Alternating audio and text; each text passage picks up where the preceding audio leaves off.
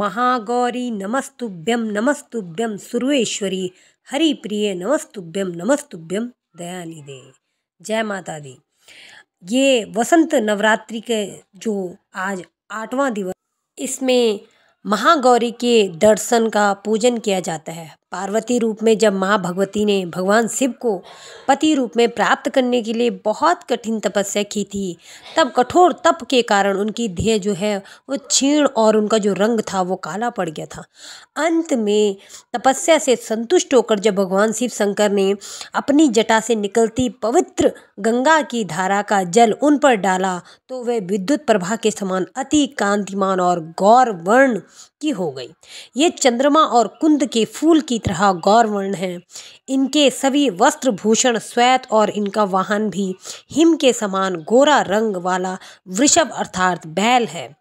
उनकी 4 भुजाएं हैं। इनमें एक हाथ में अभय मुद्रा है, तो दूसरे में एक में क्या है, त्रिशूल है। तीसरे हाथ में डमरू और चौथे हाथ में वर मुद्रा है।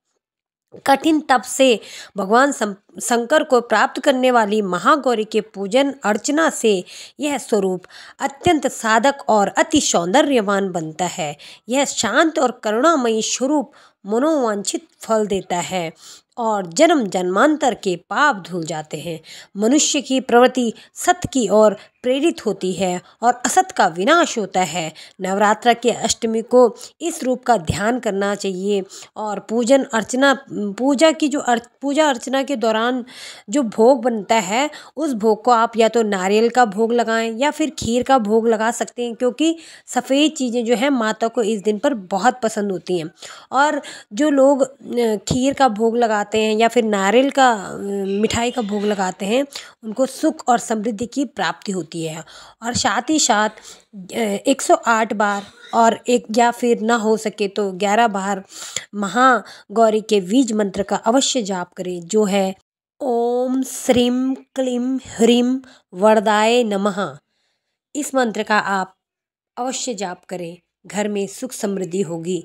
और जो लोग नवमी पर कन्या पूजन करना चाहते हैं तो कन्या पूजन के बाद जो जाती हुई कन्या होंगी उनसे 1 रुपए का सिक्का, चावल जो कि लाल कपड़े में अवश्य लें और उस चीज़ को अपनी तिजोरी में रख दें, जिससे सदैव सदैव के लिए लक्ष्मी आपके घर में निवास करेंगी और सुख और समृद्धि देंगी। धन्यवाद।